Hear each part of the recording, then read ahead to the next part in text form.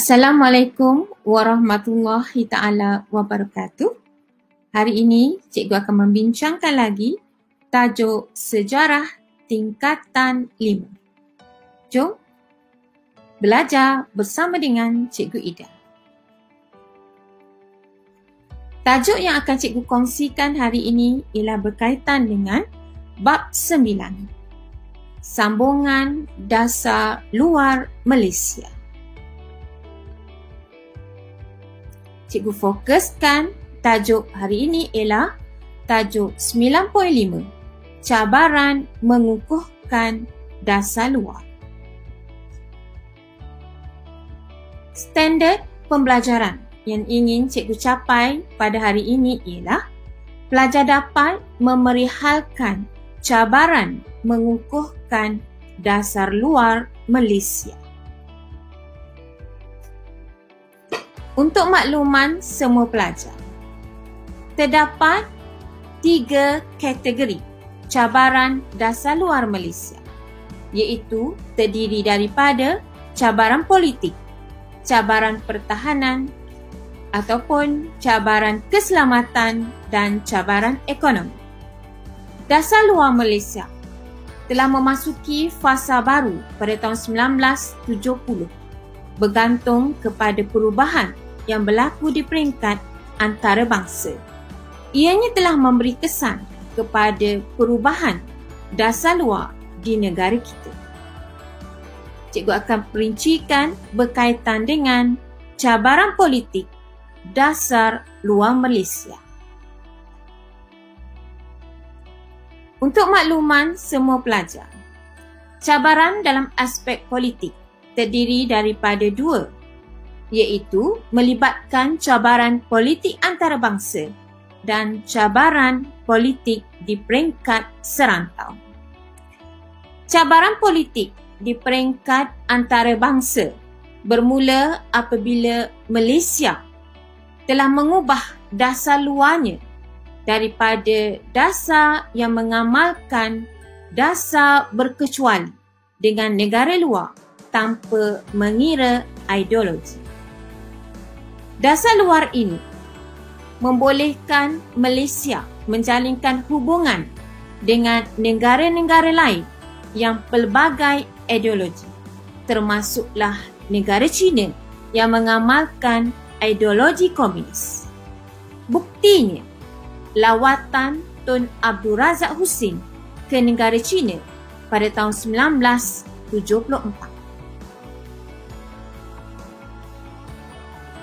Manakala perluasan pengaruh politik di Indochina telah menyebabkan ketidakstabilan kepada rantau Asia Tenggara, Malaysia telah mengubah dasar luarnya merujuk kepada cabaran politik apabila pengaruh komunis di Indochina menyebabkan berlakunya kebanjiran pendatang asing Vietnam di Asia Tenggara.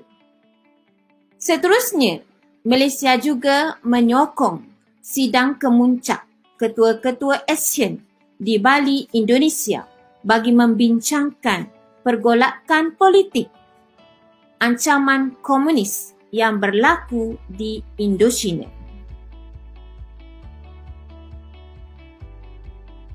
Cabaran seterusnya merujuk kepada cabaran keselamatan dan pertahanan. Dasar luar Malaysia telah membuat 2 perjanjian, iaitu yang pertama dengan AMDA, iaitu perjanjian antara Malaysia dengan Britain, yang kemudiannya ditamatkan pada tahun 1971.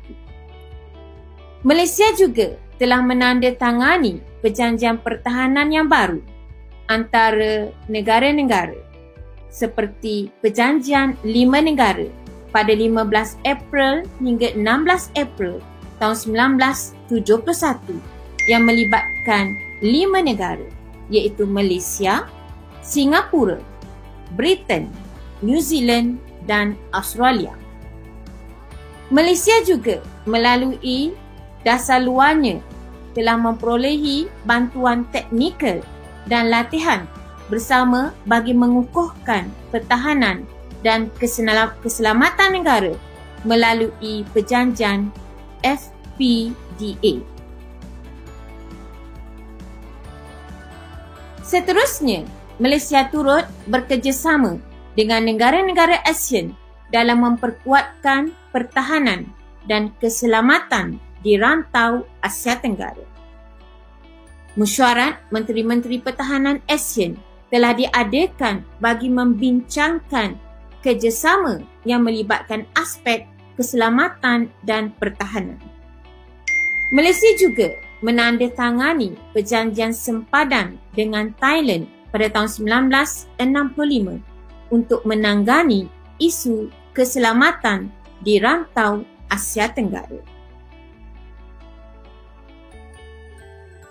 Cabaran seterusnya merujuk kepada cabaran pembangunan ekonomi.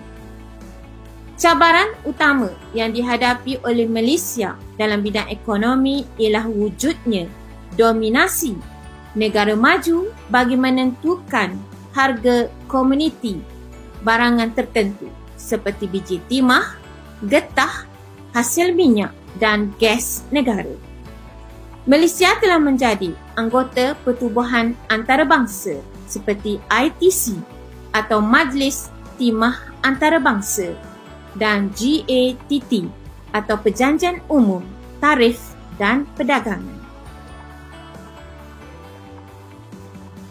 Desakan Malaysia ialah agar harga barangan komuniti tersebut dapat dikawal dan disuarakan melalui organisasi tersebut bagi membolehkan Malaysia mempunyai hasil daripada keluaran minyak dan gas negara.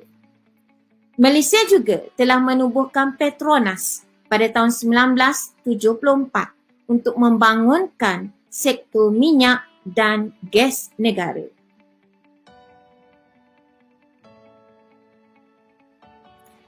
Secara rumusannya, perkembangan pada peringkat antarabangsa dalam ekonomi, sosial dan politik telah menjadikan cabaran utama Malaysia. Sebagai rakyat Malaysia, kita perlulah menyanjungi kebijaksanaan pemimpin negara kita dalam usaha mengurus cabaran dasar luar negara yang sentiasa berubah mengikut arena politik antarabangsa agar kedaulatan negara kita dapat terpelihara. Sebagai rumusannya, cikgu menyediakan latihan pengukuhan kepada semua pelajar untuk mengulang kaji tajuk 9.5. Itu saja perkongsian daripada cikgu berkaitan dengan tajuk cabaran Malaysia dalam memperkukuhkan dasar luar negara. Cikgu ucapkan sekian terima kasih dan jangan lupa subscribe channel Sejarah Cikgu Ida. Assalamualaikum warahmatullahi taala wabarakatuh.